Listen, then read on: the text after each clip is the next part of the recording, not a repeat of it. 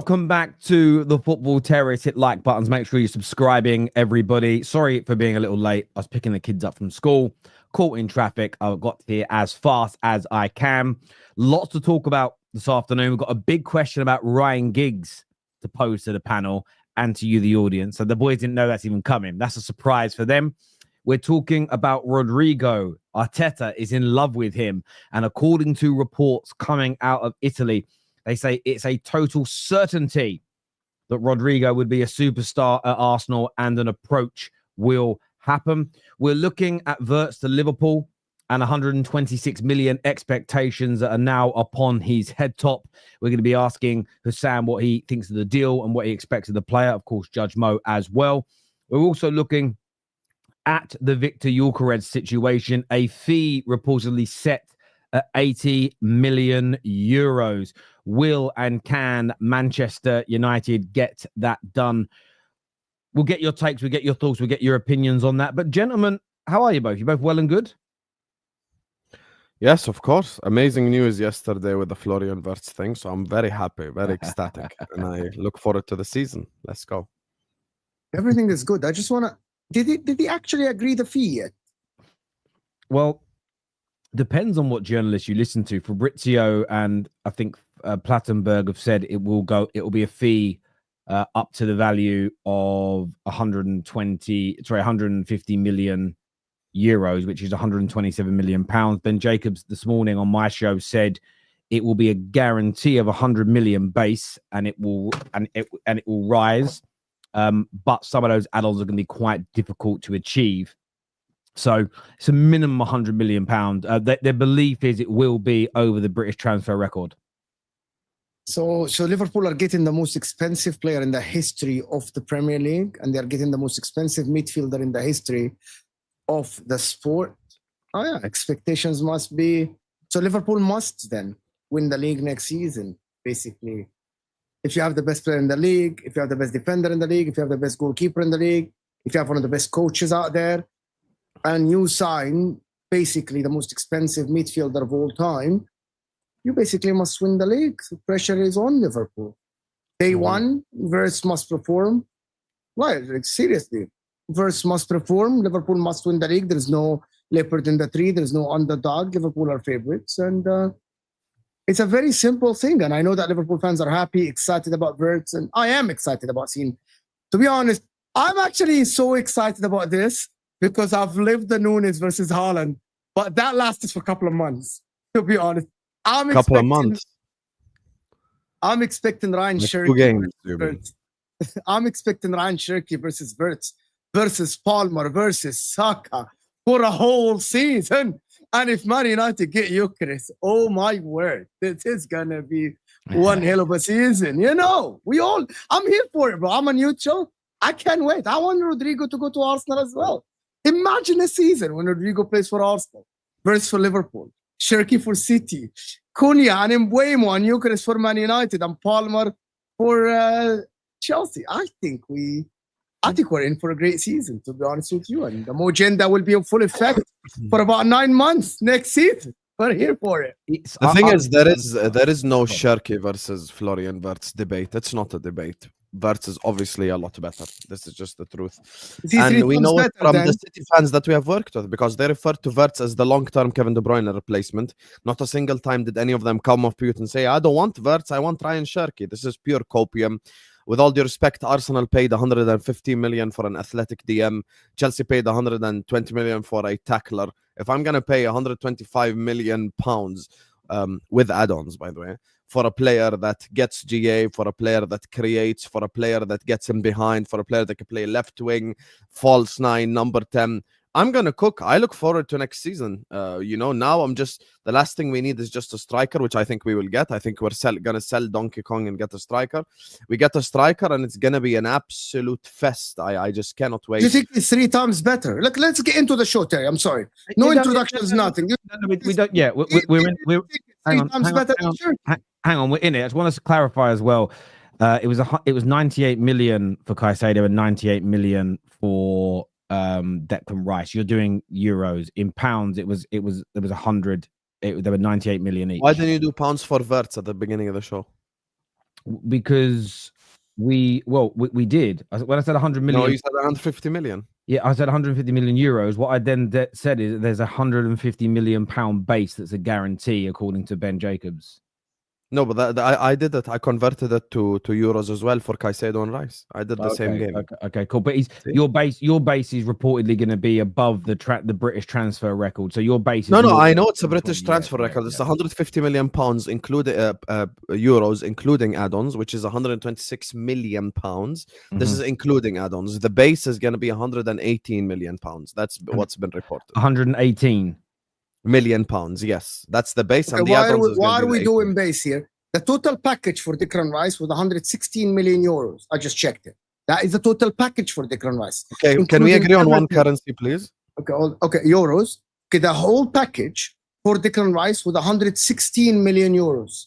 The total package for Moises Caicedo in euros, I'm just checking it now, was 116 million euros. The total package for Florian Wirtz is 150 million. We're not picking and choosing. Euros. Okay. Yeah, exactly. So 150 versus 116. Let me ask you a quick question. So you're saying the base for Wirtz will be 118 million pounds? Yeah, and then the add-ons is 8 million. Okay. So you're talking in the region of about 20 million pounds more that's being paid. Yeah. I want to clarify that. But let's go back to your point. So when you say he is much better, or a lot, I would actually quote your exact words. You said he's a lot better than Cherki. Unpack that for us. Okay, a lot better than Cherki. I'll unpack it right now. I think consistency is something that can't be just moved to the side. Florian Wirtz has consistently been doing this. He's won Bundesliga Player of the Season. He has actually more GA even than the likes of Musiala, who plays for Bayern Munich in the same position. He has more GA than him, more assists than him, more goals than him as well. He's got the most man of the matches in the Champions League this season in a year where Leverkusen didn't even win anything. He's got literally the most man of the matches this season. He's Champions League experienced. He was the best player in a side that for the first time in their history won a league title. So it's like first time ever. It's like kind of Kante for Leicester or Riyad Mahrez for Leicester or Vardy for Leicester. First time ever they won it against all odds, and they did that invincible as well. They were one game away from winning the Europa League as well final.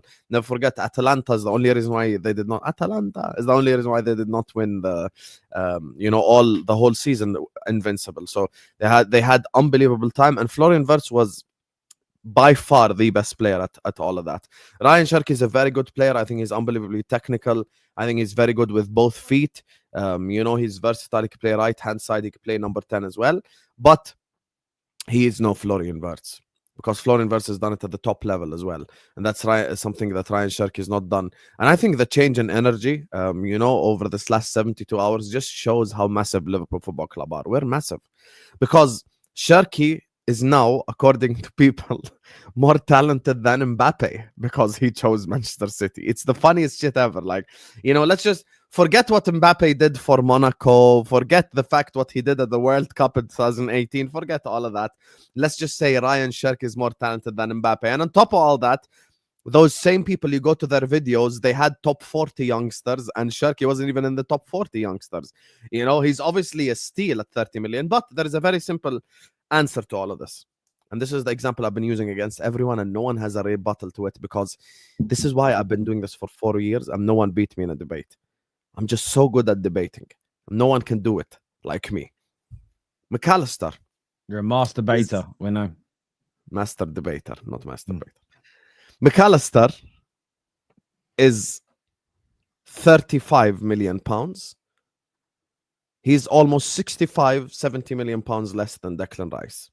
And same thing than Caicedo. McAllister is more value for money than Moises Caicedo. If I tell Chelsea fans right now, would you trade Caicedo for McAllister? They'd all say no. You look at Gravenberch and Declan Rice, same example. Is Gravenberch worth 70 million less than Declan Rice? No. Would Arsenal fans trade Gravenberch for Rice? The answer is also no. So when you talk about value for money and all this type of conversations, yeah, but guess what? If Liverpool had Rice and McAllister as our double pivot for the last 2 years, maybe we'd have won back-to-back league titles. Maybe we'd have won a Champions League. So for the most part, you get what you pay for. And the expectations now, everyone's talking like Florian Wirtz has got to do like better than De Bruyne, you know, like it's got to do like 25 goals and 21 assists or he's a flop. Yeah, but people don't keep the same energy for the others. People don't keep the same energy for the others at all. Like no, they do. No, like they do. Rice, No, like hold on. They do all that. No, they do. Cole Palmer, not because of the money. Cole Palmer, because he had a great season, the first season at Chelsea. Not about money-wise. People are asking him to replicate that season or come close. People are asking players to do well. Remember, Declan Rice and Moises Caicedo are DMs. Wirtz is an attacking who's cost that much money. I am waiting to see why that money was spent on him next season. I'm not saying he's not going to perform. He's a brilliant player. Like I said after that watch Germany, he's a phenomenal player. He's probably what Liverpool need at the current moment with McAllister and Gravenberch.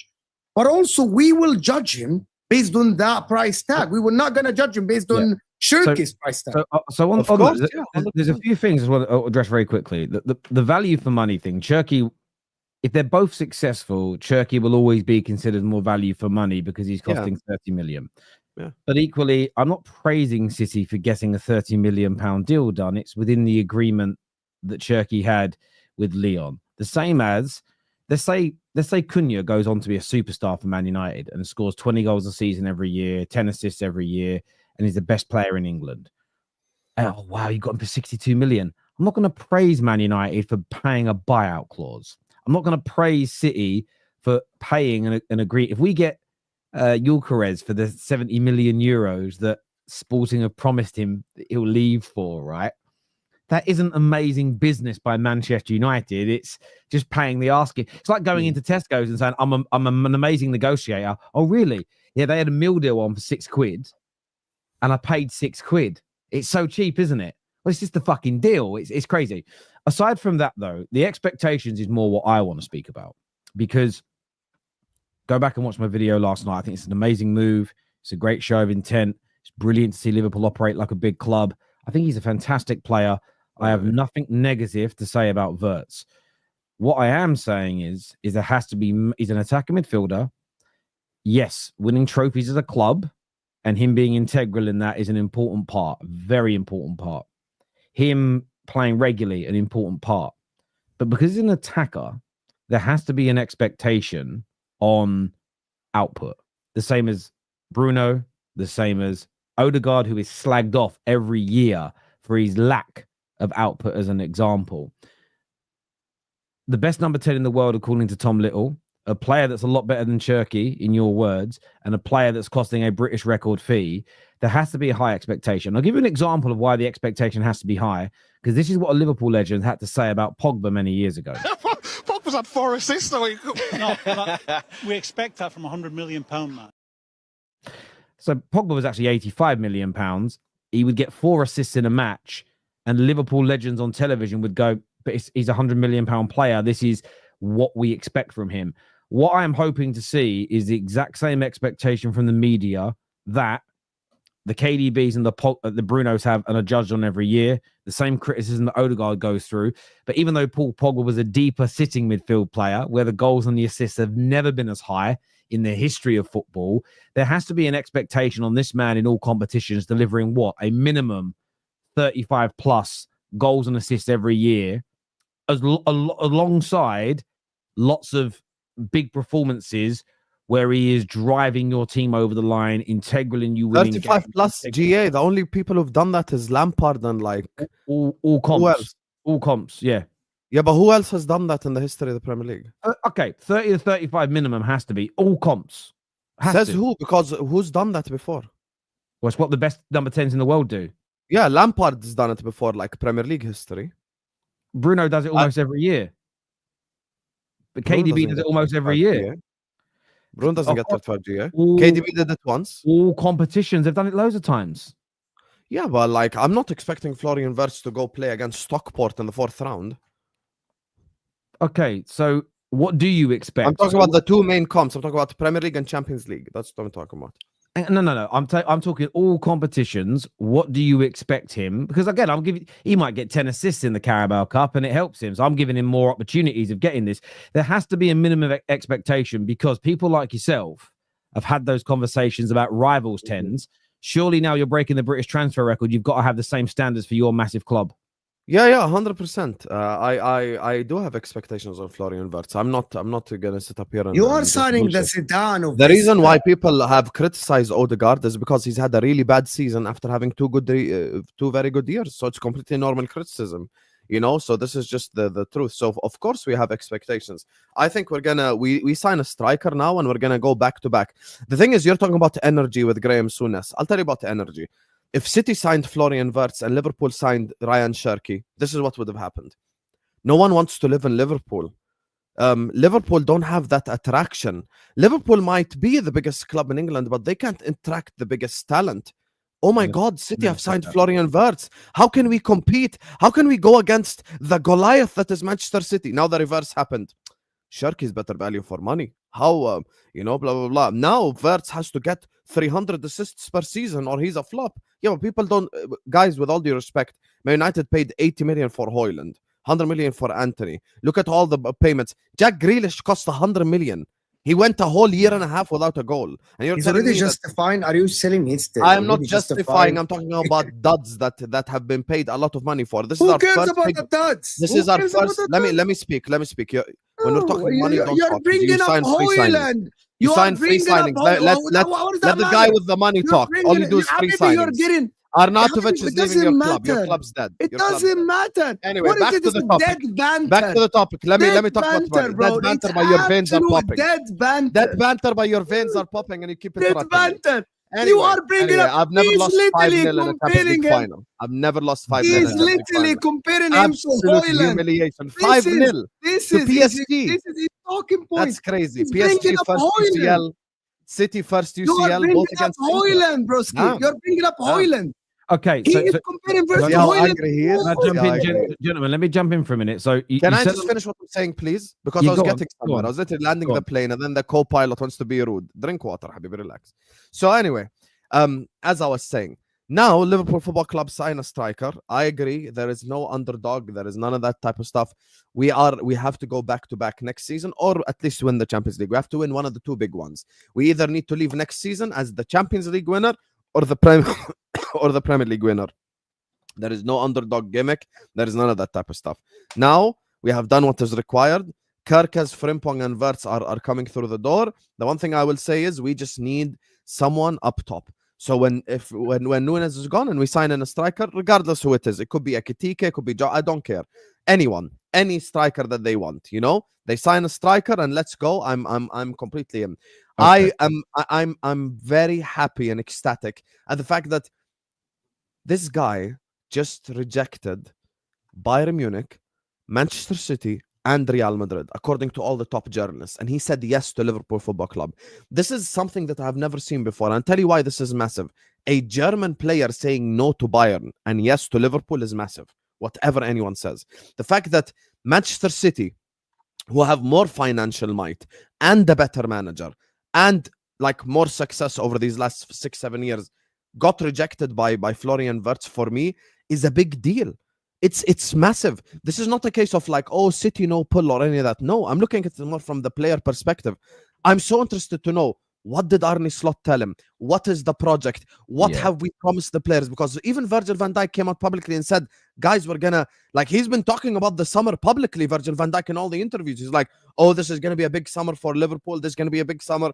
And I look forward to it, because next season I expect us to win either the Premier League or the Champions League, and probably even maybe win multiple competitions, like, you know, a Carabao and a Prem, or an FA Cup and a Champions League, blah, blah, whatever, something like that. Okay, so I get all of that, and I agree with you that you've got to be looking at winning those trophies. But we would also all agree that Grealish won a lot of trophies whilst being at City that he had almost zero impact in. So you could still retain your Premier League title next year if Wirtz was to, I'm touching wood here, I don't want it to happen, he could have a bad injury in the first game of the season, missed the whole campaign, you could still win the league. You said a lot there in 4.5 minutes.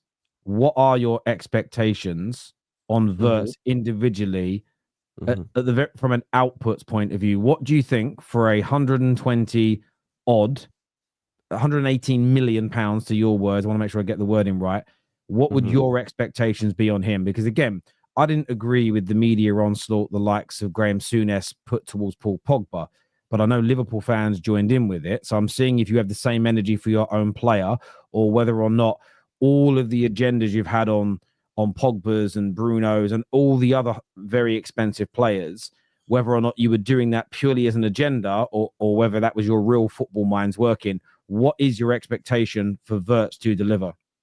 Okay. My expectation for Wirtz is double-digit goals and assists in the Premier League.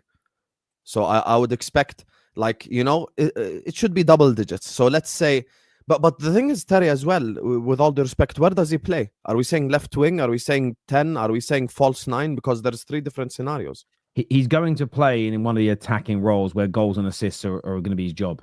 Yeah, but like, I'll give you an example. If he plays left wing, I'm probably expecting more goals than anything. So anyway, I'll give you an objective answer regardless. So when you say double digits, so that could be 10. So could you be more specific? Give us a range. Yeah, like 10 goals, 10 assists, 20 GA in a 38 Premier League game season is a unreal return for me. And I think that's actually the most goals since we've had, like, from Steven Gerrard when he was literally like a Ballon d'Or contender. So yeah, I say 20 GA in the Premier League in 38 games. And if I were to say total, dependent how many Champions League games we play, which competition he plays in, but I'd say from 25 to 30 GA for a midfielder is considered unbelievable. So yeah. Okay, let me tell Brian. It depends as well. One thing I want to say, just final statement. Some goals are very important. So I'll give you, I'm going to be genuinely objective here. I'm not going to bullshit. Mason Mount got like 15 GA 4 years ago, but like one of them was like hat-trick against Norwich, super hat-trick against like another relegated team and blah, blah, blah. So that inflated his numbers. I want Wirtz to turn up in the big games. So I want Wirtz to turn up against City, turn up against Arsenal, turn up against Real Madrid, turn up against Bayern Munich. That's as well one thing. And Mo, even he will agree with this, because there's something that he called out. When you are a player with a price tag, you have to turn up in the big game. That's even more important than the numbers purely.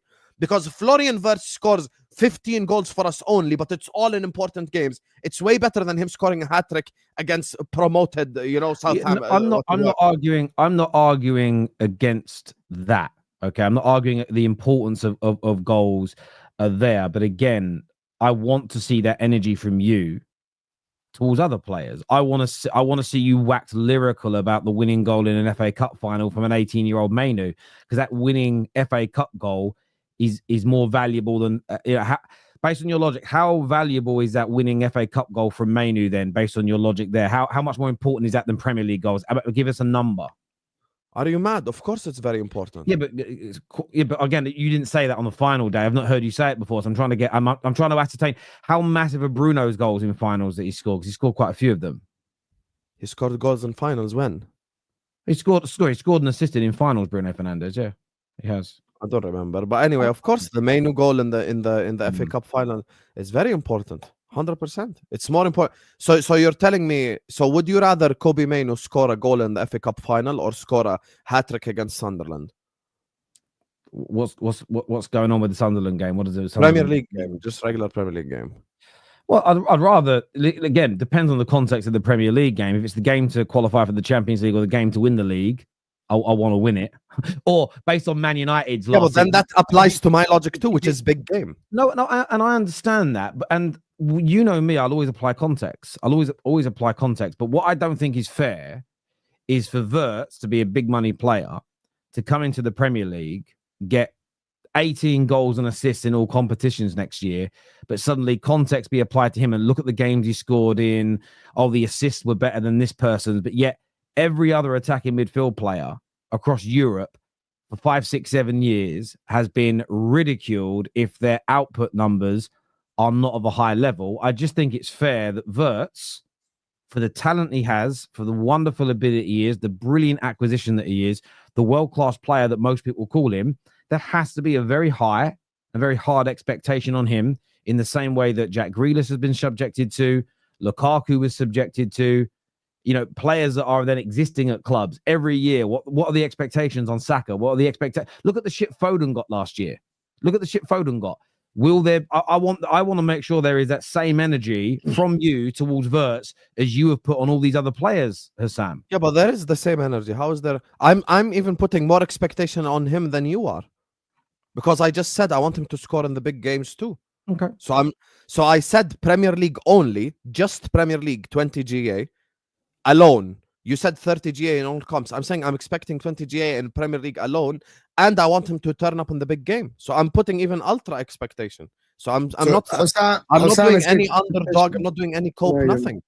You're not. Husam's expectation, people. This is what Husam said. Is the same expectations that Jacob Murphy had, that Matthias Cunha had, that Jared Bowen had, that Chris Wood had, that Wissa had, that Cole Palmer had, that Oli Watkins had, that Brian Mbeumo. Brian, by the way, Wirtz is an attacking midfielder like Palmer. Brian Mbeumo might be a forward, but we all know that he's not a striker. We know that Jacob Murphy plays on the right side. Once again, winger. The striker is Isak. That's why when I started, what did I ask Terry? Is he going to play left wing? Did I not say that? Why do you cry when I interrupt you and now you interrupt because me? I asked Terry the first question, is he going to play Why left are you wing? crying? Why are you crying? And when Terry said attacking midfielder, I said if he played wing, I'd expect more goals. Did I not say that, Terry? You did. Okay, yeah, so is him bringing up Jacob Murphy disingenuous or not? Be honest. Terry, can you be honest? Not. No, why are you asking Terry? You can ask me. No, because he's the host, so he has to be honest. You're gonna ask me. You're gonna ask me. Jacob Murphy's a winger, so it's so disingenuous. You know, goals and assists from a 10, from a world record fee for a midfielder that never happened before. I'm literally expecting Wirtz to light it up in the Premier League, and I actually expect him to light it up in the Premier League. I'm expecting Wirtz to come in and do magnificent. But for like to say that you're expecting double digits and 20 GA from him, that is ridiculous, to be honest. Like, yes, Jacob Murphy is a winger, but being a winger might be not even more, it not be more lethal than having a 10 like Wirtz. For example, everyone is expecting Palmer, who is a 10, to have more outputs than the likes of Neto and Madueke, including you. Everyone is expecting people, when they play in the 10, Foden, if he plays in the 10, everyone is expecting him to have better output than Savinho and Doku. It depends who the player are. When you sign a number 10 with that caliber and that talent at his feet, I am expecting him to light up the Premier League. And I'm expecting Liverpool fans to have the same expectations. I agree. I just said that. That's the whole point, Husam. Like, so everyone Terry says, so everyone in the chat, let's recap what just happened over the last 27 minutes, because these guys are trying to create an argument that doesn't exist. Terry said 30 GA in all comps. Mo's bringing up wingers. I said, Terry, if he's going to play wing, then I expect even more goals. So I'm expecting even more than 20 GA. But I just destroyed that. That's number one. Number two, I said in the Premier League alone, I want 20 GA. So it means in other comps, I'm expecting more. And on top of all that, I added even a third layer of expectation, which is I want Florian Wirtz to play well in the big games too. So I said, Florian, I don't want you to go get a hat-trick against Sunderland. I want you to score that pivotal goal against Man City. So I'm even putting more expectations than what you guys are. Can I ask, I'm going to ask you one question. Are you expecting Palmer to have more GA than the wingers at Chelsea next season? Depends where he plays. 10 or wing? In the 10. Is your expectation for Cole Palmer? Because the wingers are shit, bro. Okay. Are you... So you are expecting Cole Palmer. Chelsea wingers are all crap. Who's going to get more GA? Gittins and Neto? If Foden plays in the 10, do you have more expectations for Foden to get better numbers than the likes of Savinho and Doku in the Prem? I expect Marmoush to get more GA. You can say no. Marmoush plays left wing at City next season. He's going to get more GA than Foden. No problem. I'll tell you that. I just want to say the problem is Chelsea have horrible wingers. So who's going to get the goals? I just want to say as well, I'm not even... I challenged a little bit of the GA because I think the GA needed to be higher across all comps. But I think most of what Husam has said is quite fair. Thank you. It's not about, I'm not trying to catch any Liverpool fan out here. I'm just trying to understand the expectation. We had Ram that came on yesterday and said in all comps he'd be happy with 20 GA. And I was like, actually, I think that's a little low. But I do agree with you. If he gets that level of GA and it's all big goals, opening goals, winning goals, match-winning performances alongside it, then he's going to be paying back that. He hasn't got to pay back the whole £118 million in his first season as well. That will be very, very clear about that. But there has to be an expectation on him. If there's an expectation on Bruno and Odegaard and Palmer and Saka, and you know there's going to be big expectations on Mbermo and Cunha. You know that's going to exist, and they're coming in at half or a third of the money. I'm just trying to understand where Husam, as a Liverpool fan, puts the expectation. I'm not challenging it anymore. He said his piece, been very open and honest, and we will see what happens with it. It's just about a conversation. There'll be some Liverpool supporters. Again, I've praised the deal. This isn't about me getting at the deal that will hate this conversation, because everyone hates this conversation about their own club, because nobody wants expectations on their own club or players. That way they can get away with them not being criticised. One thing I will say... Sam is honest, to be honest. He said that he's expecting the Premier League or the Champions League. You know, exactly. And I like that. What I will say, though, and this isn't a dig at Liverpool, this is a dig at the media, I guarantee you he will not face the same scrutiny that Paul Pogba got. I guarantee you he will not be treated the way that Paul Pogba was. You're wrong. Already. No, he won't get treated that way. No, but I'm going to tell you, Liverpool, like we're Man City or like we're Arsenal or Chelsea. There is one club that has just as much clout as United. It's us. Allow it. Okay, I'm going to give you a scenario, Terry, before you answer this. Very simple. If Liverpool are winning and Salah is scoring goals and their defense is not conceding and they're playing well, Wirtz numbers are not going to be looked at. If Liverpool are not performing well, and then they're going to bring up Wirtz. It depends on what Liverpool are.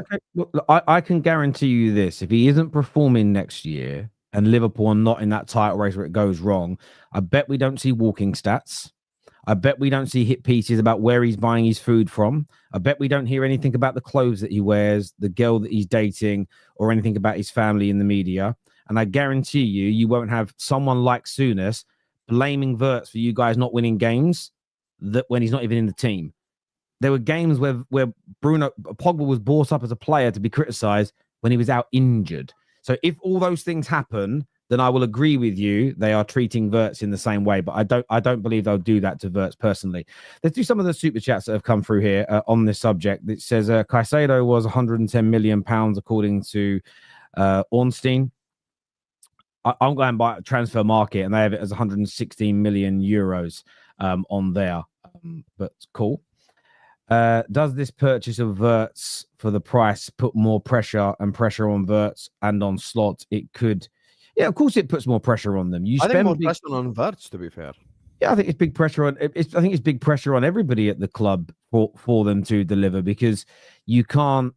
You know, Klopp did this whole thing for years. We can't spend like that. Don't have the money. It's not fair. The world's in recession. There's people at food banks. We're not allowed to spend like that. We all knew that was bullshit. They chose not to spend like that. We knew it was bullshit, because if it was about the people at food banks, then Liverpool would have just given that transfer money over, wouldn't they, to the people that were starving? They didn't. That weren't the reason they didn't spend the money. They were rejected, or they didn't want to spend it. There is pressure with it, but I think it's the pressure that if you support a giant club, a supreme club, a legacy club like Liverpool, it's the pressure that you should want to embrace. And what I like about it is it just stops there being any debate of excuses and FSG, and we can just, and this is a positive, by the way, we can just talk football. It's very, very nice indeed. I agree. Liverpool must do the treble next season. So I disagree. Oh, you see, this is the bullshit that I don't like. I disagree. Now we're doing too much. Come on. I disagree. If Liverpool go back-to-back Premier League, just Premier League alone, for the first time in the modern history, that alone is a success. If we win just the Champions League, it's also a success. Yeah. Come on. The big trophies are the big trophies. Allow the bullshit, man. But don't you think that Wirtz being added to the team with that much money adds way more pressure to Liverpool than if you didn't sign Wirtz? It doesn't add pressure. It just makes us favorite now. So we're favorite now to go back to back or win the UCL. We have to do one or. So it doesn't add more pressure. You don't think that signing 150 million? There's pressure on Wirtz, not Liverpool as a football club. I think he himself now, when he goes on the pitch, like there's that pressure. I think it puts a target on your back. You're champions, which puts a target on your back. You sign a player for that much money, it puts a target on your back, because what the other professionals, it's very well, you can read a lot of books from footballers where they say these things.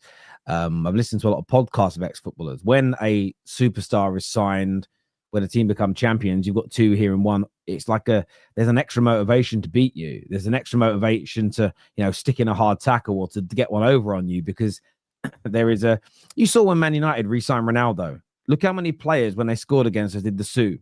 Look how many fan bases stood outside Old Trafford when they took even a point off us and celebrated doing the Sue. Would they have celebrated that way if Ronaldo hadn't signed and they still scored or beat us? So, and we weren't even champions. Like, we were nowhere near that level. So I think it's not about pressure. I think it puts a target on your back. When it comes to Wirtz, Terry told people to agree with the media, whilst before he always slagged off the media for lying. The agenda stinks. What have I told everyone to agree with the media? I didn't say behave like Souness did. I'm asking if Liverpool fans will. Most Liverpool fans back Souness in his agenda against Pogba. How do I know that? Go back to that argument. Do you remember? Put your medals on the table. And for the first time ever, Liverpool fans used achievements of personal medals and winning trophies as opposed to individual personal accolades, which Pogba stripped him on. That was what I'm talking about, my friend. So no, I'm not asking anybody to treat Wirtz like Pogba was treated. That's never my way. I was asked for the treatment of players to elevate up rather than bring everybody down to that level. Thank you, Mr. I drink Arteta's sweat. We'll pile the pressure on Wirtz. Payback time is what Marcy says here. Yeah, rivals are going to be on this shit. They're like bad. The issue with, I guarantee you, your first pre-season game with him, there'll be people staying up till 3 a.m. to put foul compilations. Like, you know that's going to happen, right? That already is there. The issue with fans saying he's the best 10 in the Premier League without even playing. 40 million CP. What does CP mean? Oh, Cole Palmer got 27 GA in all comps and has been criticised. 35 plus GA for £150 million player, and the best in the league is a must. But let me respond to that. The reason why Palmer has been criticised is because he dropped off from the level the year before. The reason why Palmer got criticised is because he went 3 months without a goal or an assist. That's why people criticize them. Same thing with Odegaard. Odegaard gave us 2 unbelievable seasons in the 10. He dropped off this year, so we criticize them. So if Florian Wirtz this year, I'll give an example that's the same as both players.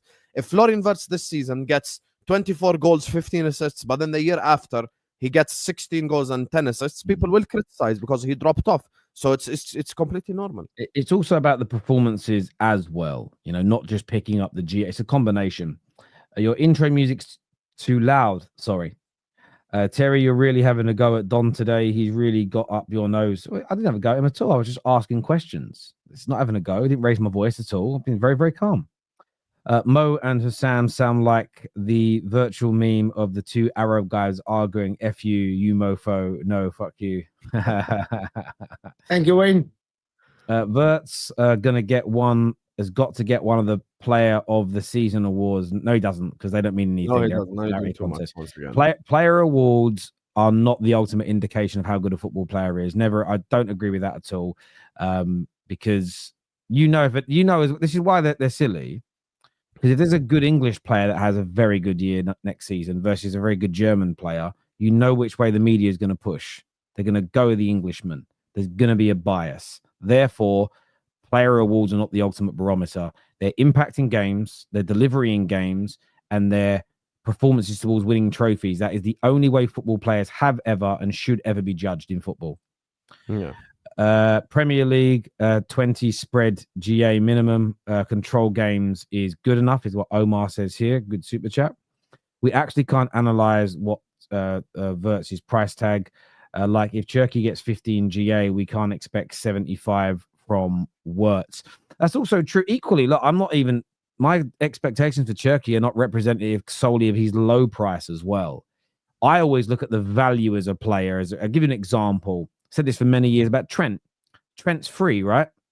The expectation on Trent after his first season or two wasn't, well, he can have a bad season because he costs nothing.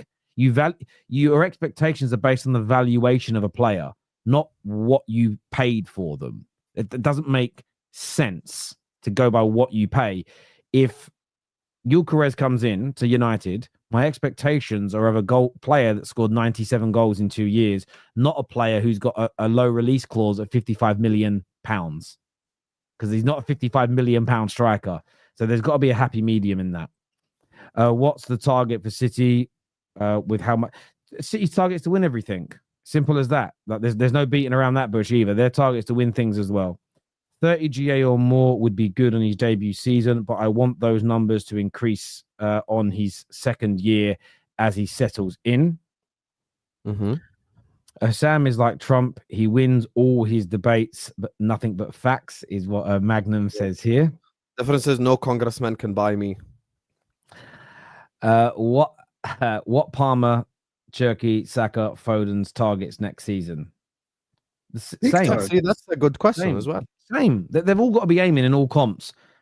For me, if they are the elite 30 players, plus GA. 30 plus GA, that's got to be that along with consistent performances, helping their team win games, not giving away, the performance have got to be very high, 7.5 plus out of 10 every week. They've got to be aiming for, but they're all attackers. They have to influence the game with output, like a goalie. What's their target? To keep as many clean sheets as possible, to have a very high save percentage, to have very low errors leading to goals or chances, brilliant cross collection rate, as an example. All these things goalies aim for, and they should. Data check, GA per season only counting in their prime years. Xavi, Iniesta, 13. See, look, the problem you've got here is you're using two deeper sitting midfield players. True. They're not attacking midfield players. Ozil, by the way, as brilliant as he was, his output and his consistency over a full season was always questioned. That's why Real Madrid let him go. I always remember listening to Madrid fans phoning to Talk Sport many, many years ago saying he's great for like 3 months and then he drops off and then he'll be good again for the last month. He was never putting in 9-10 months of consistency, which is why Madrid got rid of him. And you saw it at the back end of it. Ozil is probably fair. Xavi not, but yeah, maybe. But they weren't sitting in the 10s though. They weren't sitting in those 10 roles, playing on the edge of the box. Football's changed a little bit as well, If Wirtz doesn't get 10 GA in first 10 games, I will be hating so hard. I will be there. I don't even think Salah got 10 GA in the first 10 games, you guys. I hear you. I do hear you on that. But it is a phenomenal signing, and Liverpool should be very happy. They should be very, very proud of that indeed. Moving on from that conversation, reports today. Have you seen all the comments that have come out of Sporting Lisbon's president? Which one? Nope. Yes. That he has to. That he can leave before there is no player from Portugal that leaves for the 100 million. So yeah, he's basically said it is an interesting one because some of the aggregators they've not been dishonest, but they've put out parts of what he said. He said that any talk of him going for like less than like 60 million plus 10 add-ons euros is ridiculous. We've told him if we get 70 million base plus, we can discuss it. He's also said there are lies out there that we're asking for his 100 million release clause. No 27-year-old is going to leave for that amount of money from Portuguese league. Very honest, I think, and very direct. But he's also said that this noise coming from Gyokeres' camp that will never play for us again, that they're going to kind of go on strike type thing, almost trying to blackmail us. That's not going to fly either. A report has actually come out just before we went live, and I want to make sure I read this correctly. And it states that, I hate when I do that. You ever do that where you think you're going to bookmark something and then you don't bookmark something? But it was basically worded along the lines of they want around 80 million euros, around 70 million base, 10 millions at add-on, so 80 million euros in totality. So that comes in at about, I believe that comes in at about 67 million pounds. Do you think this is a fair price for a Man United, a Juve, and Arsenal to pay? 100% without a shadow of a doubt. He scores abundance of goals. It's not the Portuguese league's fault that Nunes didn't work. I think he's worth it at the current market. 67 What's the million quote pounds. exactly? Because I've been trying to find that as well. He just told you. Oh, keep going. I'll find it. He just told you. But listen, in my opinion, someone should trigger that. Someone should go and sign in for the wage. I don't know how much he wants to make. I think he changes a lot of teams' fortunes. If Man United sign Gyokeres along with Mbeumo and Cunha, they're literally top 3, top 4 best trio attacking in the league at the current moment. They're better than Chelsea. They're better than Arsenal. In my opinion, I think they should do this. Someone should go and trigger it. And if Arsenal can do it, they should do it. I know they are targeting Sesko, but I think it changes everything. By the way, I think Liverpool should go and do it. If Gyokeres goes to Liverpool and they sell Nunes, that is magnificent business for them. They literally replace Nunes. I know that they might not do it because of the Portuguese thing. 67 is not a lot of money in the current market for a striker. And that is everything. That is the whole package, right? So basically the base is less than what Kai Havertz cost for Arsenal. 60, 63, that is crazy. I think they should go and sign him. Arsenal or Man United or even Liverpool. Chelsea should go. should be all over this deal as well. All of them. People are going to talk about agent fees and all the time. I don't know the agent fees. I'm not involved in that deal. Who cares about agent fees? Everyone now is turning into an accountant. But his agent wants that much money. His dad wants, his cousin wants you to buy him a car, a Bugatti. I'm like, I don't know that. Just like you both did in the Wirtz section, huh? Turning into accountants. We didn't. We literally said what Fabrizio said. Terry literally said what the Sporting Lisbon guy said. He said 80 million euros in total package. That is not a lot.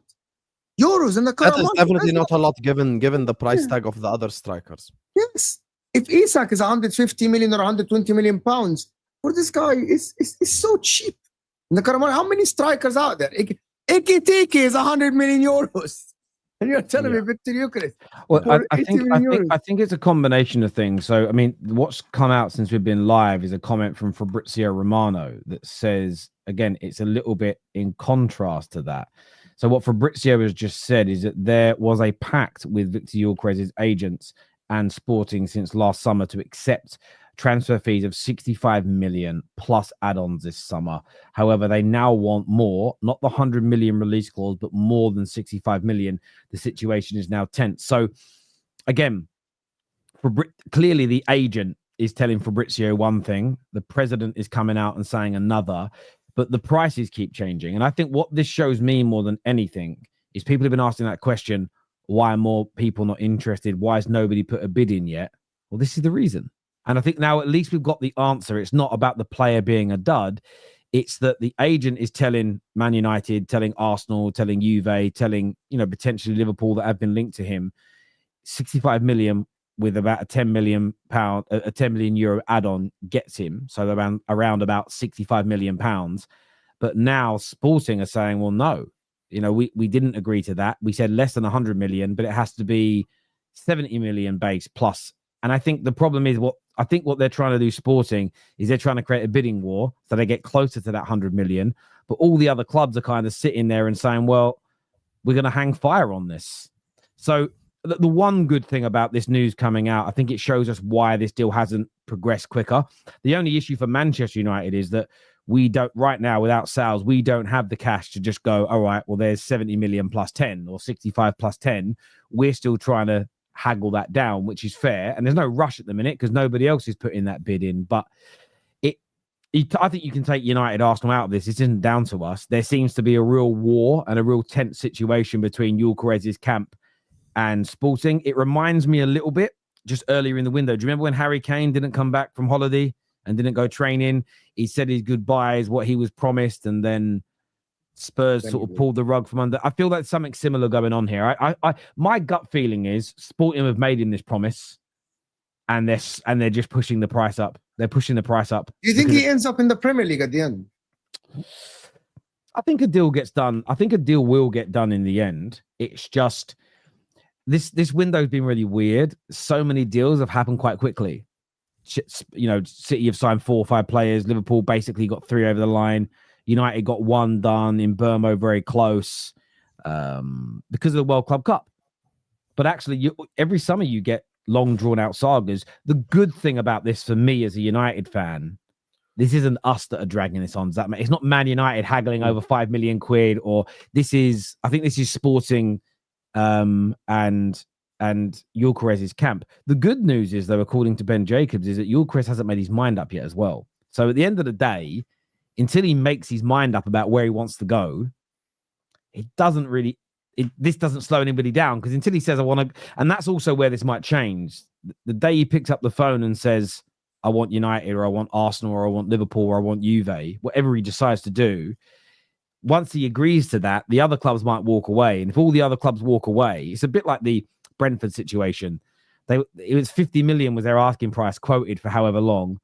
Once there was 4, 5, 6 Champions League teams, sorry, that's a lie. Once there was like 3 or 4 Champions League teams plus Man United looking at him, well, 70 now. But those teams have all walked away. So United are going to get him for around 50 million base with some add-ons on top. I think similar will happen with Gyokeres. Where he goes, I don't know. I'd love it to be Manchester United, but it's a really interesting war and battle that's going on. I think whoever lands in Terry and Husam, I think with the current market wins the jackpot. for the next 2-3 years. In my Yes, opinion. and I want to say one thing as well. It's way better for me if Gyokeres chooses Man United. Way better for me, because if Arsenal signs Sesko, my feet are kicked up. I'm so relaxed about next season. I know Arsenal is out the way now.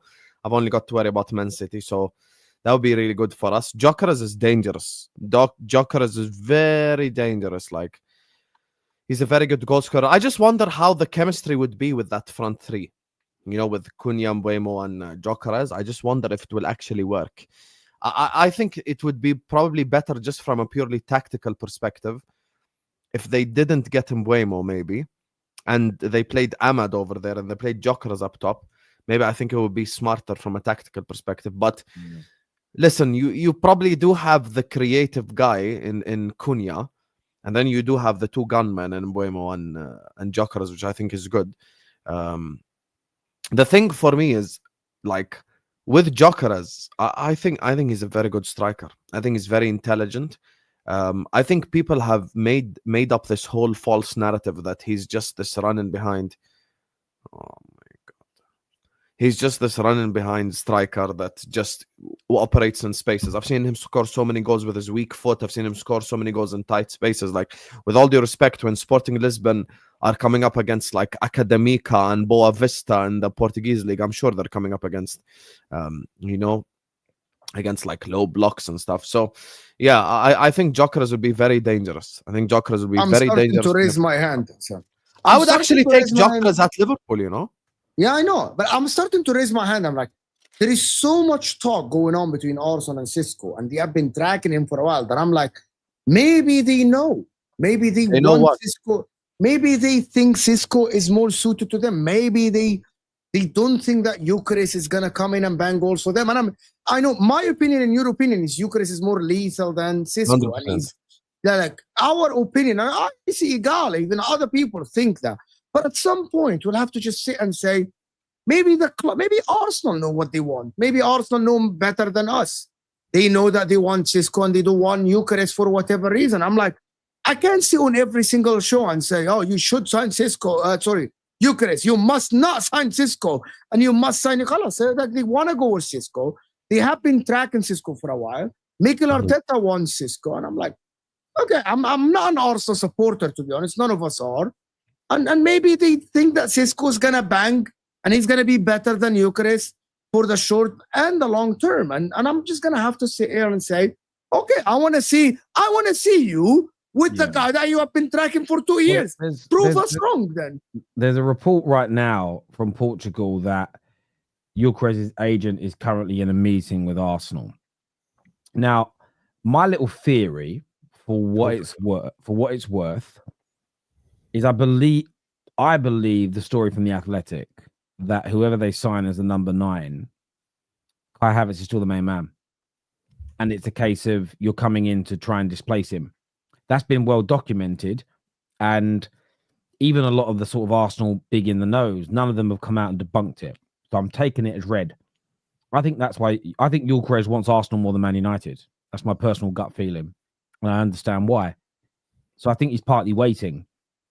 I think the meeting that he's having now is, again, those conversations around, well, can we change the squad status? Can we be given that starting berth? Why are we behind? I mean, it doesn't even make any... I mean, I'm only going by the reports that are out there. Some fans may say they don't believe those reports, and that's absolutely fine. But I just think that he's a better football player, a better striker than... Or maybe not a better footballer, because everyone has a different interpretation of that, but a better striker than Sesko. But I think Sesko would be more willing to sit on the bench for a short period of time behind Kai Havertz than Gyokeres would. But I don't agree with that approach. From why is Kai Havertz starting then? I mean, I'm only going by what I think. I know The Athletic published this, and there's another big Arsenal account that also shared very similar news to that. Yeah, I mean, I'm only going by the reports that are out there. But when people say things like, when people say, well, why would Arsenal go for Sesko instead of Gyokeres? Why won't United just why is there a delay on the Gyokeres deal? You've got to look for the logic in the credible articles that come out, as opposed to just creating fan theory. And if it's true from very well-connected people at Arsenal that Kai Havertz will be the main starting striker at the beginning of the season, you can understand why Gyokeres hasn't agreed to join. because what I don't see why he would. That gives Man United a chance. Seeing now this report, they're in another meeting, that makes me scared, because I think if Arsenal turn around today and say, we've changed our mind after debates internally, you're the main guy, sod giving 90 million euros to Leipzig for Sesko, we're going to pay 70 million for you to come in as a first team player. For me, Gyokeres just picks Arsenal. If that happens, he picks Arsenal. He doesn't pick Manchester United. That's what I think happens. And I think that takes him to the next level. That is very fair. But what takes him to the next level? Starting Havertz? No, having Gyokeres then. You know, can I just say one thing, guys? I'm telling you guys right now, if Arsenal signs Sesko and not Rodrygo, so Sesko and Rodrygo is two different scenarios for me. Sesko and Rodrygo versus Sesko and whoever else. If Arsenal signs Sesko alone and like some random left winger like Semenyo, I predict Arsenal to have a horrible season next season. They just don't understand. They're doing exactly what Liverpool did 2 summers ago, and they don't realize it. I promise you all, you guys don't realize it. The players are going to walk into the dressing room and go like, Liverpool just won the league, signed Wirtz, Cherki, Frimpong. City just won. City been dominant. They just got Cherki, blah, blah, blah. And Saliba, Gabriel, and these guys are going to walk into that dressing room, look around, see Sesko, see Semenyo, and they're like, fuck all this. I am not going to fight, because here's the thing. I will tell you guys one thing. Fighting and fighting and fighting and fighting again for the same thing, and failing and failing and failing and failing all over again, you needed something to uplift you. So if Arsenal signed Rodrygo, Gyokeres, Zubimendi, these players walking into the dressing room would feel so much more uplift, so much more motivation to go again. Because when you attempt to do something time and time and time again, and you fail, it just feels so demotivating. It feels so bad, even for you guys as fans. Like, it feels so like depressing, you know, because you try and it doesn't work. And you need something to uplift you. You need something to take you to that next step. You need something to help you, to be honest with you. And I look at Arsenal. That's why if you ask me my thoughts on Rodrygo, I'd say unbelievable signing, because he would uplift the mood in that dressing room. Same thing with Gyokeres, goal scorer, Zubimendi, same thing. But you look at like if they went and signed Sesko, Saliba, Gabriel, Declan Rice, all these guys walking into the dressing room going like, yo, so Liverpool signed Wirtz and these guys, City signed like Cherki, Aitnouri, blah, blah, blah. I'm supposed to win the league with these guys? And here's the thing that Arsenal fans are not keeping in mind, and it's very important. As soon as the season starts, every single game for Arsenal next season is a final, World Cup final immediately. It's like a pressure cooker. It's a pressure cooker scenario. Please, guys, go back to Liverpool 3 years ago. When Liverpool signed Nunez, and I was the only one who called it out, Terry was there, Mo was there. They called me every name under the sun. And then 2 weeks into the season, they said every single thing that I said. When City signed Haaland and those guys, we went and signed Nunez. All it took was 1-2 bad results, and the player completely give up.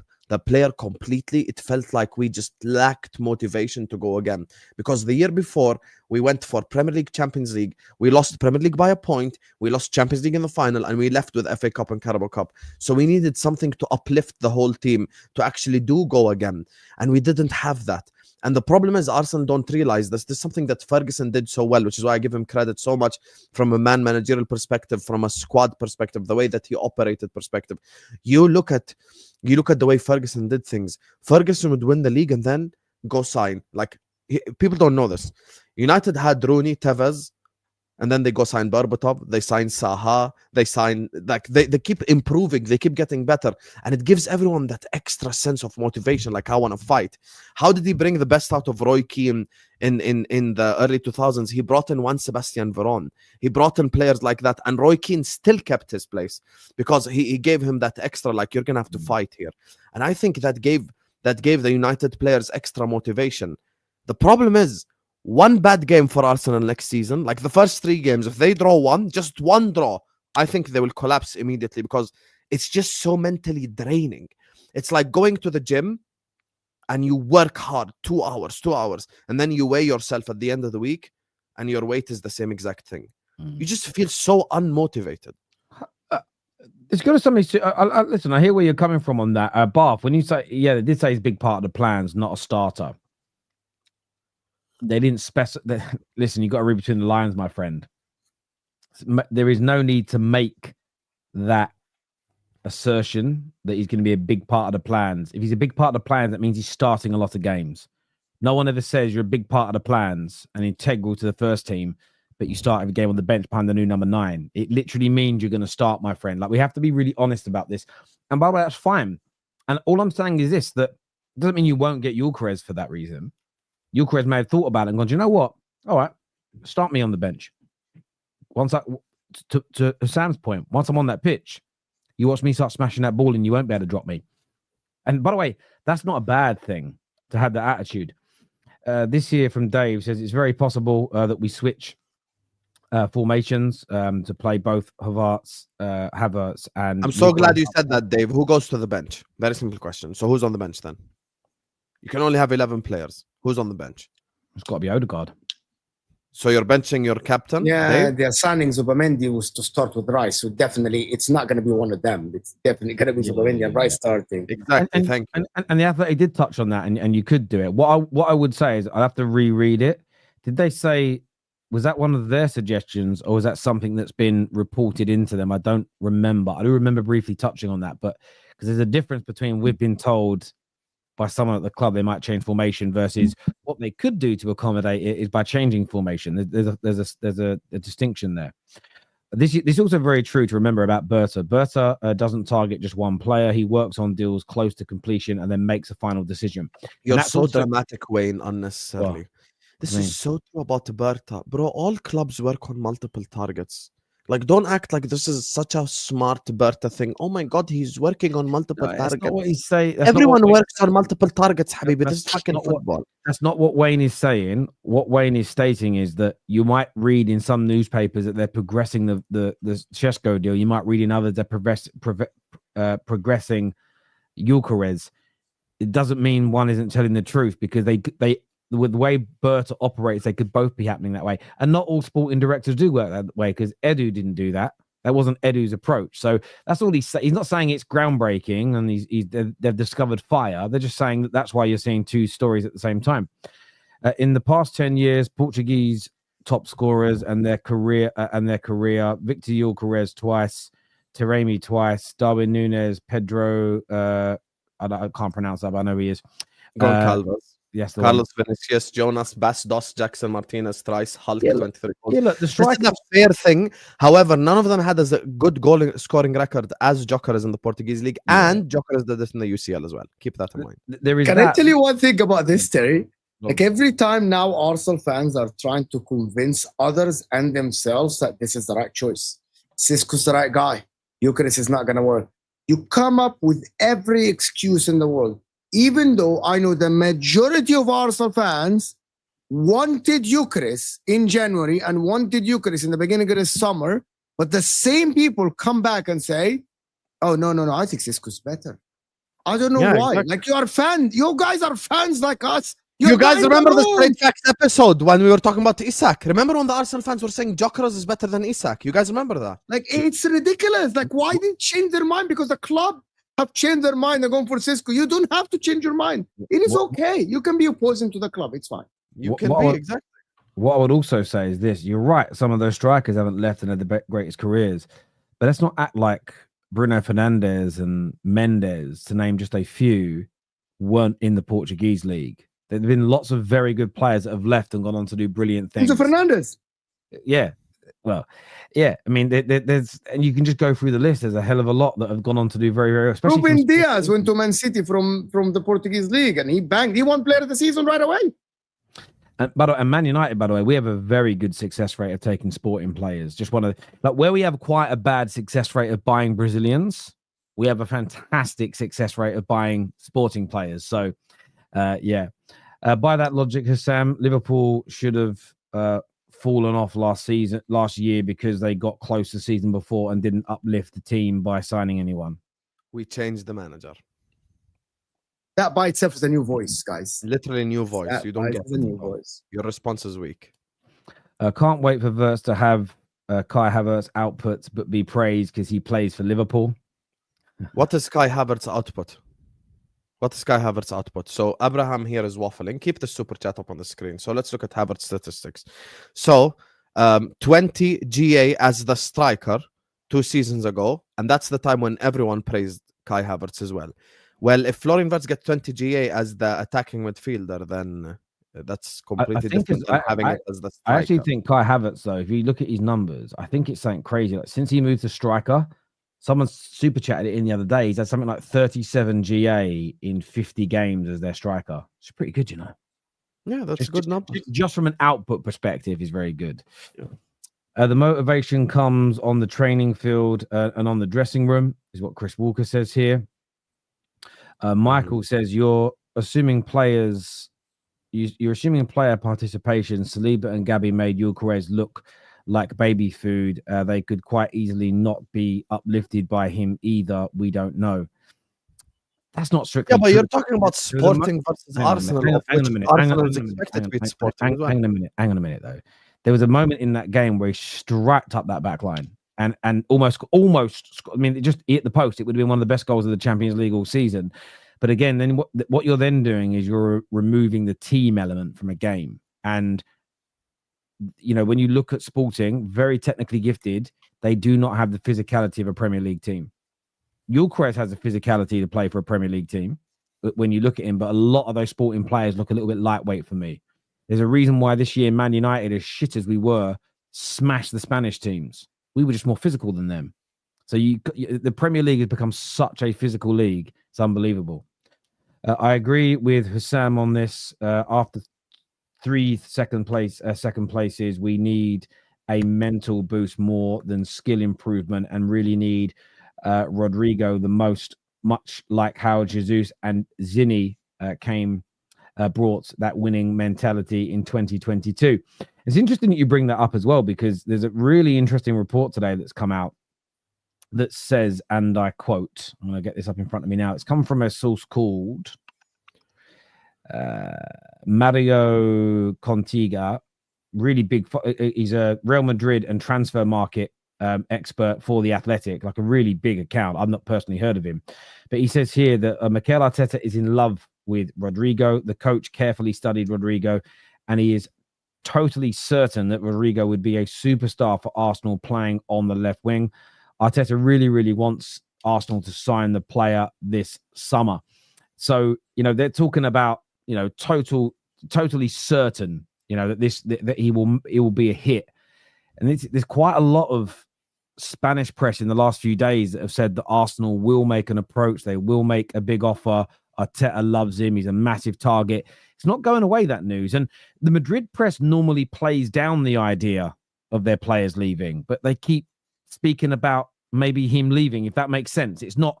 I think we'll know right away. We'll know right away in the Club World Cup. If Rodrygo doesn't bang in the Club World Cup, like right away in the first like 2-3 games, we know that he's gonna leave. And but you guys saw Rodrygo's Instagram post? No, yeah, but he wants. Okay, so here's the thing, Sam. Why is the caption happy? Just from what I'm reading, he wants to prove himself to Xabi Alonso to stay at Real Madrid. However, that is not up to him. Like at the end, Xabi Alonso might say, "You have no place as a starter here. You are going to be a bench player. I'm going to play other players." And I believe that Real Madrid are doing it wrong, in my opinion. Real Madrid, if Rodrygo goes on and doesn't play in the Club World Cup, I genuinely believe that the price will go down. And maybe that is what Arsenal need. The price will go down. Because if he's second fiddle to all the other players at Real Madrid and he doesn't start, and he wants to go to, because it's a World Cup year, Arsenal can go and offer less money, and he's going to force the move out of Real Madrid. And Real Madrid might have to sell him to generate money. I know that Real Madrid don't need money. My question would be for Arsenal fans, are you going to be happy if your club push all the way to the end of July, and now Rodrygo is now established by Real Madrid, Xabi Alonso is happy with him, and you don't have a left winger, and you go negotiate for second fiddle left wingers like Leao already left, Lookman already left by mid-July, Semenyo left to go somewhere, you know what I mean, to Liverpool or something. Like, imagine Liverpool, like, and then you're left with these guys, you're left with Semenyo. I know a lot of Arsenal fans, and I know that this is, but the window's still early. But have you seen how fast Man United, Man City, and Liverpool are moving? Chelsea might move for another winger, and now you're left with left wingers that you don't like. So at the current moment, who are the left wingers that are top tier in the transfer market? Lookman, Liao, Rodrygo. The second tier are like what? Like what are we? Gittins. Imagine if Arsenal are left with these options. I'd be worried if comes 15th of July and all the wingers on the market that are left are not great. And because listen, you know that happened with Sesko Husam last summer, right? Remember? We're going to chase Sesko. And at the end of the summer, Arsenal didn't like anyone that was on the market. And they said, we'll wait for next season. And we'll go with Martinelli and Trossard and we'll sign Sesko or Gyokeres or whoever. You're going to end up with a front line. Out in January. It's crazy. Like, imagine this. Imagine if it's Saka, Gyokeres or Sesko and Martinelli again. Oh, Arsenal fans don't even know what's about to hit them, you guys. I love this. If the scenario that Mo just said happens, Rodrygo does not join Arsenal Football Club and they have to go for Semenyo or some shit, bro, that's just like such a... Just bring up the last super chat. Just show I want you guys, bring just the last super chat. I literally just presented an argument that not the window closed, that you wait for the end of the window and players move around, like Liao is already moving to Bayern Munich, Lookman is moving to Liverpool or whoever. It's not about the window closed. We have just seen how fast the window is moving now. It was 10 days. We're seen about 10 players move around. So that is what I'm saying. If you put all your eggs in one basket of Rodrygo and he decides he's not leaving, you are in for another Sesko situation like last season. Where after the type of Arsenal fan Wayne is, he just accepts. They're already triggered. He doesn't care. Wayne, I promise you, if Arsenal wanted Nunez, you would do prop. If tomorrow came out, Arteta wants Darwin Núñez, he believes in him. Liverpool sent Darwin Núñez to Arsenal. I swear to God, you will be here propping it. Jack Grealish to Arsenal. Rodrygo is not moving. Jack Grealish to Arsenal at the end of the window. Yep. And he's the left winger. Oh my word. And oh my God. That is a situation that Arsenal might find themselves in. Like the pool of players that you're choosing from is getting less and less.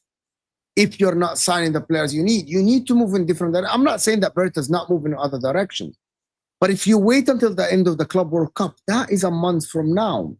Players might move. Remember, AC Milan don't play Club World Cup, so Yao can leave. Arsenal need to move. To be honest with you, Arsenal need to move. And also for the morale of the team and the morale of the fans, Arsenal need to move. I'm so glad like some of the Arsenal fans actually are listening to what I'm saying, but the problem is some people hate the messenger, so they dismiss the message. That's the thing. Because it's me saying it, because it's Husam saying it, they just don't want to listen. But they know deep down what I'm saying is true. Don't worry, guys. When you sign Garnacho and you sign Sesko, you will see 3 games, all it's going to take for shit to hit the fan, and then we'll talk then. Don't worry. As for now, because you're linked to Rodrygo, I'm going to respect it. Rodrygo, I respect, no problem. Rodrygo game changer for them. Rodrygo game changer for them. And guess what? We're going to come on Straight Facts. We're going to come on the Football Terrace. We're going to go on our channels and we're going to say Rodrygo's a game changer. No problem. But please don't tell me that I'm supposed to sit up here and do Sesko prop and shit. Sesko lacks fundamentals. He's not that guy. 13 goals and 33 Bundesliga appearances. His passing is not there. His creativity is not there. He's not good enough for Arsenal at all, by the way. At all. Like, so, yeah. When you say his fundamentals are not there, what do you personally mean by that? Okay. I think Sesko is not a very good footballer. I think he's an athlete. I think Sesko is an athlete, meaning long, strong, powerful, quick. That's what Sesko is. But the first touch is not there. The passing is not there. The way that he links up play is not there.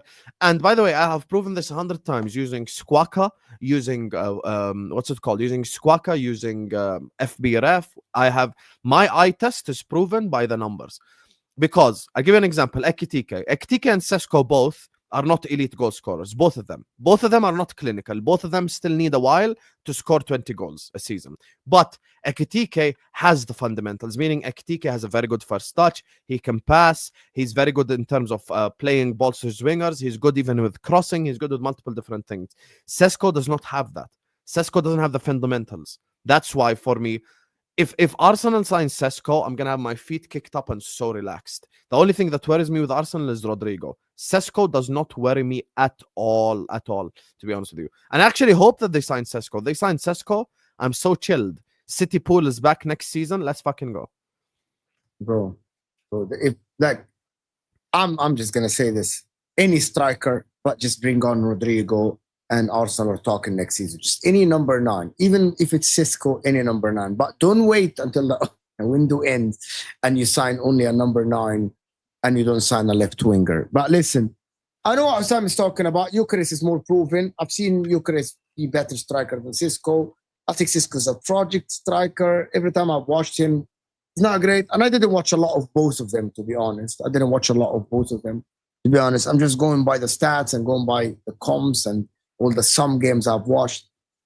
I don't know why Arsenal is so insisting on Sesko, but there must be something that we don't know about, as Terry stated. To be honest with you, because Sesko's more expensive, if I'm not mistaken, than Gyokeres. Why are Arsenal going for the more expensive guy if he's not better? They think he's better. So maybe Arteta knows what he's doing. Or maybe he's rebuilding with Havertz, to be honest with you. Maybe he thinks that Havertz can be a key factor in this and Sesko can be for the future. Like, I don't know what Arsenal fans want us to do. Like, every signing that they're going after is amazing. In my opinion, that is my opinion. I'm here to state my opinion. Sesko's not the same level as Gyokeres. Maybe he can prove me wrong. Like, Terry, it's gonna be Husam versus Wayne now. Please bring up Wayne's super chat right now. All right, mate. Sorry, I was just looking at a bit of news, but yeah, so I'll get that up for you now. That's fine. Can you just bring up the next Wayne super chat? Yeah, this one. I'm so glad. Just keep it on the screen, and I'm gonna share screen now. Tell me you've never watched Sesko without telling me you've only seen clips. Your eye test is as good as Stevie Wonder. So I said Ekitike has good football fundamentals and not a good goal scorer. Sesko does not have good football fundamentals and is not a good goal scorer. He's an athlete. That's my eye test. And now I'm going to prove it with the statistics. And now you're going to look like the idiot that you are, Wayne, because all you do is prop up every single Arsenal signing. I know how people like you behave. You're going to get destroyed right now statistically with numbers. So let me just put up. Can you just share screen for me first? Let's look at Ekitike stats here, Terry. I'm just going to do 3 share screens quickly in a row. Okay, so this is Ekitike stats right here. Non-penalty goal, non-penalty goals, etc., etc., etc. This is the passing stats for Ekitike. Okay, this is his passing stats, as you guys can see, mostly in the green, 76, 96, etc., etc., etc. Now let's do Benjamin Sesko. I'm going to share Sesko now. Watch the difference here. Here you go. It's on your. It should be on your screen right now. Terry, can you please add the screen? Add the screen. I just only have one more share screen after this. You go down to his. Forget the goal scoring thing, which I'll come to in a second. You go down to his passing stuff. His pass completion rate is 66%, which is in the 33rd percentile of all forwards. So guess what? My eye test matches the stats. And one final now, share screen, and then after the no more share screen, Terry. This is it right here. So I said Ekitike has fundamentals and Sesko doesn't. Can you share screen, please? This is the last one. Okay, so I said Ekitike has football fundamentals, and I said Sesko doesn't. Direct comparison. Here you go. Bundesliga, same exact games and everything. Ekitike, more goals, more non-penalty goals. Sesko, higher conversion rate. Fair enough. Ekitike, more assists, almost triple the chances created. More passes attempted. Almost 10% higher passing accuracy, almost double long pass accuracy, almost double crossing accuracy, double the through balls, 20 times more layoffs completed. So guess what? I just proved my eye test with the stats. Thank you very much for coming, Wayne. And also, if you're a football fan that you're going to sit up here and all lie, let me tell you something. Footy Judge Mo, Don Husam, Terry Flewers, Wayne Sage, everyone in this chat doesn't sit around and watch Leipzig games, okay? But guess what? In the background, sometimes a game is on and we'll watch it. You can ask Mo. He's been in Egypt. Bundesliga's on beIN Sports. Sometimes when I'm doing a show, sometimes when I'm doing Ahwa, when I'm doing the Football Terrace, I have a Leipzig game on in the background. And when you've watched football as long as I have, when I've watched football for 23 years, I don't need 15 games to make my mind up on someone. I can watch 5 games of Sesko and make my mind up. And guess what? Stats prove my eye test. Thank you for coming and good night. I want to say a big shout out to everyone who's come over from the 12th Man podcast. Thank you, Potsy, for the redirect. I didn't know that was coming, but thank you very much indeed. We appreciate that. Let's do some more super chats here. So there's a funny one coming up. Bigger issue is Sesko has one bad game, one bad miss, and the attitude from fans becomes we could have had Gyokeres. The pressure will be on Arteta big time. It's a serious decision for the future. What I will say to that though, Patrick, is I believe football fans should criticize their football club at the right times, but there is also moments where I don't think criticizing helps. I see no empirical evidence that a meltdown, imagine match day 1, Arsenal win, but Sesko misses a really good chance, and Gyokeres has joined Man United and scores a hat-trick. If match day 1, Arsenal lose their minds, tell me how that helps their team. Tell me how that helps their football club. And I know people say the standards. I'm still yet to see, criticism helps, but I'm still yet to see why meltdowns on the first day, based on what Patrick has said here, would help. I don't think most would lose their minds match week 1. I think most Arsenal fans are sensible enough and smart enough to go, there's 37 more game weeks. Yes, there's been a chance missed, but let's calm down. I don't think it's the best thing they would do it. I don't think they would do it. Nobody has said that most Arsenal fans would prefer Gyokeres, but we can see why Arsenal would sign Sesko, unlike some. Fair enough. That's your first W super chat in the. No, it's a lot of people. But we all know the reason. He's 6'5". This is not the NBA draft, my brother. This is football. The goat of the sport is literally a midget. I don't know. Can you boys read that? العربي ما بيقول ما بعرف بيختار لك الطريق. حبيبي احنا اخترعنا الطريق وصارنا ساعه بنشرح لك مش راضي ترد. شو عامل لك؟ خلص بدك توقع مع سيسكو وقع مع سيسكو. السنه الجايه لما تقعدوا تعيطوا تجيش تعيط عندي. عيط عند غيري. Okay, basically Terry, just what he said. Out of respect. Now he said one thing. He said that Arab people never say they don't know. They always invent something to say. That is what he's saying.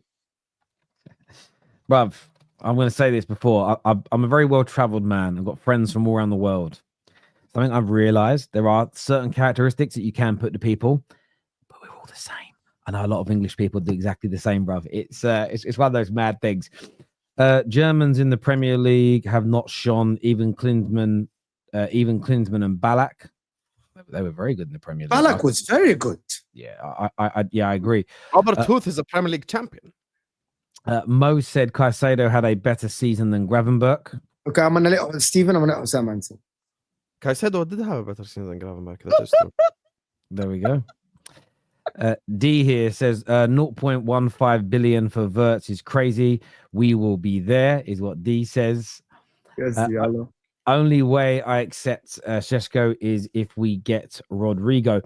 But Alberto, that's why I think where you're onto a winner here is I think Arsenal have got to wait for their business to conclude before losing their minds. It's the package of what you get. I think it's really, really key.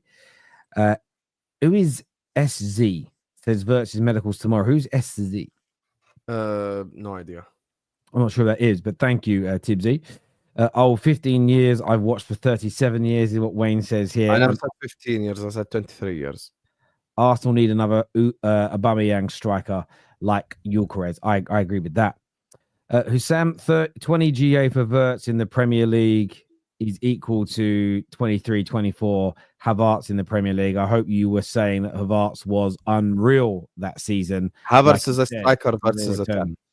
Havertz played half the season as a midfielder.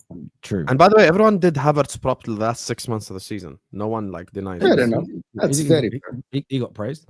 Bullshit. Not true. Arsenal don't have to treat every game like a final. The season must still start. And all the talk about Arsenal failing is so wrong. Nobody knows how they will set up and play next season. I disagree that one loss and the whole team will just down tools and have no motivation. I do think there's a percentage of Arsenal fans, if they don't start the season like a freight train, it will just be all-out attack and it will just be very, very negative. And that can have an influence on the team. I don't think. I know that some of those fans think I'll behave like a Madrid fan and will be Real Madrid. I can shout and scream as much as I want in my kitchen. I can't cook like Gordon Ramsay. At the end of the day, it's these things don't always work that way. You're assuming player perception. Sorry, I already done that super chat there from Michael. Thank you very much, my friend. And this one there. SZ are the German. Are there an outlet? Sorry, I thought it was the initials of somebody. Yeah, listen, I'm not. Listen, it's done. Same. I really thought it was initials. Yeah, I thought it was initials, my bro. Napan to Man City. They got another here we go today, didn't they? With young Napan going. I don't know much about this kid, but I've read that he's amazing. I've read that he's absolutely top notch. We've done that super chat. How do you see Arsenal setting up with Zubimendi, Rodrygo, and Sesko, and how will Odegaard be used? Zubimendi will be Zubimendi Rice Odegaard right back. Yeah, I think he's going to invert Partey at right back. He's going to have Zubimendi Rice double pivot ahead of them, Odegaard, and then Rodrygo left wing, Sesko up top. Yeah, I don't. Yeah, with those signings, there'll be not. I don't think anything different will happen. It'll be the same setup. What you will have with Zubimendi is, I mean, I'm still a little bit shocked that he's signing. He's getting a lot less. There's no excitement about it, and I know that Partey had a good season last year, but the way Zubimendi can control the midfield, I just think again it's got to translate to the Premier League. There's always the risk that it doesn't come across and it doesn't work. We've seen that before. But if Zubimendi comes in and performs to his optimum best for Arsenal, I think people are going to be blown away by how good he is. Michael here says, those fans you talk about, Terry, care more about being right about Arteta than the success of the club. So they are wanting for the nail in the coffin. Now, I understand that, Michael. But what I do think, I mean, if their criticism can make the team better, by sharpening them, there is also the possibility that criticism can kill them and can make them sink, because not everybody responds. There people in the world are motivated by there's 5 different ways that people are motivated in the world. It's been very well studied. You can't motivate everybody in the same way. Not every football club's the same. Not every dressing room is the same. Not every environment and culture is the same. You might be someone who likes your boss shouting at you when you make a mistake. You might work in a team where the boss can get a bit angry. You all go, yeah, come on, guys, we've got to up our game here. We like Husam. He's a great boss, but he's pissed. Let's react. You might move to a new team that hate their boss raising their voice because it's the culture in that office. The boss raises their voice and everybody starts to down tools because, well, don't you dare raise your voice to us, even though you don't mind it. So sometimes I think, as much as I know we all want to behave like the elite clubs do and like the elite, I just don't see any empirical evidence. Arsenal have been at their best when their fans were when the majority of the fans were behind them and happy and supportive. I get that erodes and you want to win things. I'm not saying you shouldn't criticize. I'm talking specifically about the start of the season. Don't lose your minds 2 or 3 games in. I don't think that's going to help your club for the season. But your club, do what you want. If you think it's going to help, knock yourselves out. Joshua Jack here says, you can have Poch back 4-0 loss to Switzerland. That man's a bum, man. That man's a bum. Wow, Liverpool paying 234 Canadian dollars. We're paying trillion Ugandan shillings. Because it's Arsenal signing Zubimendi. If it was City or Liverpool, you would hear about how much. You're so fucking jarring. Look at this fucking victim complex. When did any of us say Zubimendi is not a good signing? Fucking hell, bro. I hear voices in my head. They talk to me. This is you right now. Who said Zubimendi is a bad signing? We said Sesko's a bad signing. Wake up, Wayne. Wake up. I'm a gym goer just like you. Drink some coffee, brother. Maybe you wake up. These stats need nuance, Sam. Disingenuous, Bo. What nuance you want from 66% pass completion rate? Tell me the nuance. Go ahead. Let's wait to hear from you. Big up, Tony. Big up. Have a Vegemite sandwich on me. I got you, brother. A great signing for Liverpool to about Wirtz, but he needs to adjust to the Premier League. Yeah, that could take him a year or so as well. And we've got to be fair about that. But listen, ladies and gentlemen, we come to the end of the show. I want to thank you all so much for being here today. Everyone who's hit the like button, thank you. Please go and check out our Instagram account. You can scan the QR code you can see by Husam's head, or you can click the link that's pinned to our live comment section. Go across, get yourself following over there. Lots of content coming that way soon. But a bit of a rebranding and tidy some things up over there and everything else. So a lot of you ain't following it. So we're giving it a little bit of a push. So if all 3,600 of you could go and do that, that would be amazing. Aside from that, this is going to redirect you to Husam. Yes. This video is going to redirect you to Husam, so go and support my brother over there as well. But get following us on Instagram. We need you to get that done right now. We're nearly on 40,000 followers over there. Got brand new content, videos, and all sorts coming out there very, very soon indeed. So get yourselves across, get yourselves following. Until next time, people, take care. Goodbye. God bless. And we'll see you all again very, very soon. Peace.